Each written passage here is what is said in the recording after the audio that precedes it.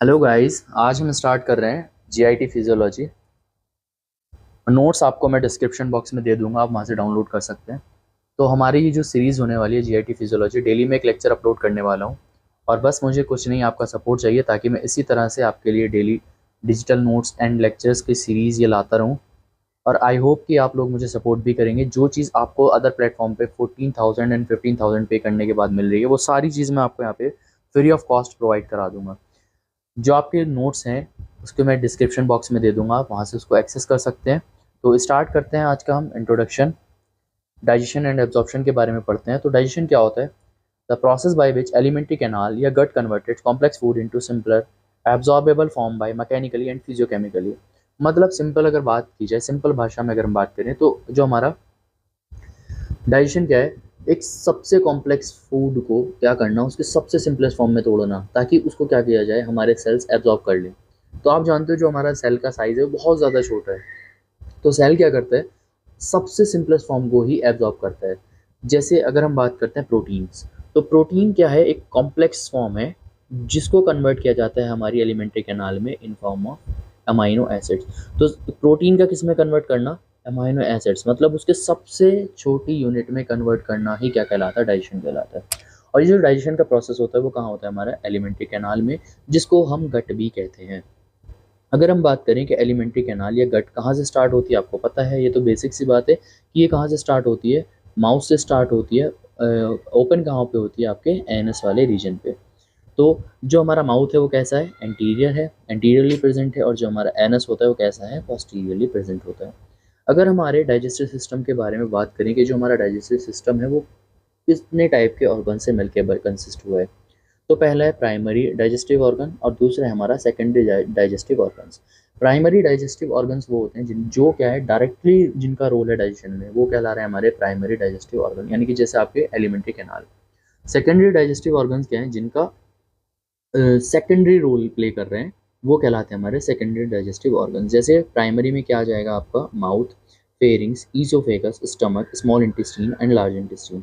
इसी तरह जो आपके सेकेंडरी डाइजेस्टिव ऑर्गन्स है उसमें क्या क्या आ जाएगा, आपका teeth, tongue, salivary glands, pancreas, liver and आपका गॉल ब्लैडर।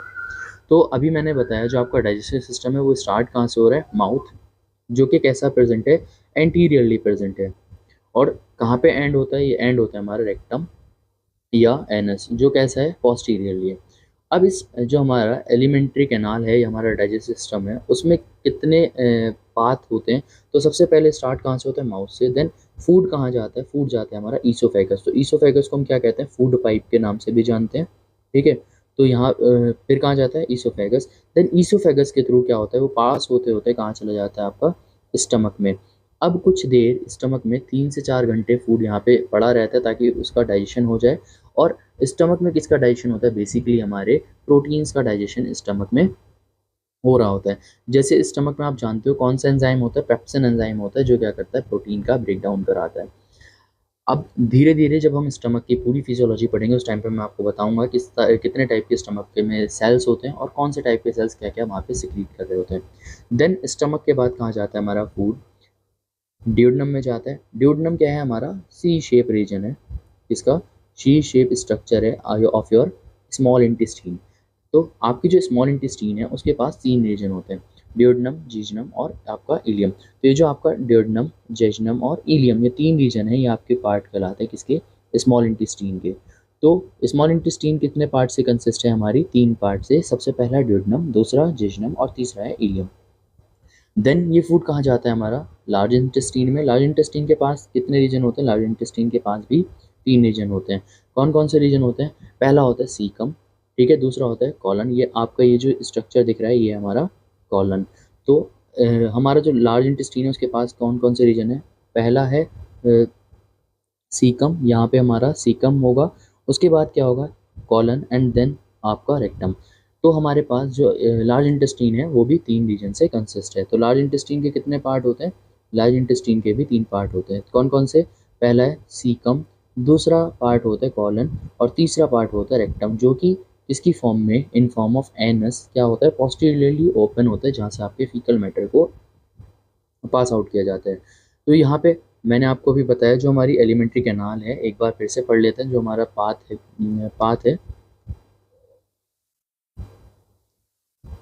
एलिमेंट्री कैनाल का एक बार उसको डिस्कस कर लेते हैं, किस तरह से हमारा एलिमेंट्री कैनाल में फूड का मूवमेंट होता है। तो सबसे पहले फूड कहाँ जाता है हमारा, फूड जाता है सबसे पहले माउथ में, देन माउथ के बाद कहाँ जाता है, ईसोफेगस में, जिसको हम क्या कह रहे हैं, फूड पाइप के नाम से भी जानते हैं। देन ये कहाँ जाता है हमारा, स्टमक में, स्टमक में जाने के बाद कहाँ पहुँचता है हमारा, स्मॉल इंटेस्टीन में। तो स्मॉल इंटेस्टीन के कितने पार्ट होते हैं, स्मॉल इंटेस्टीन के पार्ट होते हैं 3। पहला पार्ट है सी शेप जिसको हम कहते हैं डियोडनम, दूसरा पार्ट होता है jejunum, and third one is your ileum. तो स्मॉल इंटेस्टीन के बाद कहाँ जाता है हमारा फूड, जाता है लार्ज इंटेस्टीन में। तो लार्ज इंटेस्टीन के पार्ट कितने हैं, पहला पार्ट होता है caecum, first one is your caecum, second one is your colon, and third one is your rectum. Rectum किसकी फॉर्म में ओपन होता है, इन फॉर्म ऑफ एनस, ये आपका आउटसाइड द बॉडी ओपन होता है।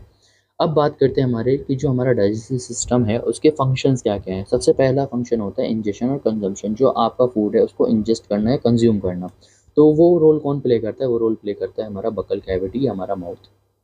इसके बाद दूसरा रोल क्या होता है, सिक्रीशन ऑफ डाइजेस्टिव जूसेस। जैसे बहुत सारे डाइजेस्टिव जूसेस अलग अलग डाइजेस्टिव ग्लैंड सिक्रीट करते हैं, जैसे हमारा लीवर, स्टमक और हमारे pancreas.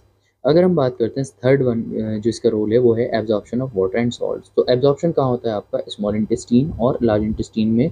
Vitamins, water, salt and जो आपके एंड प्रोडक्ट्स हैं उनका एब्जॉर्प्शन कहाँ होता है, स्मॉल इंटेस्टीन और लार्ज इंटेस्टीन में।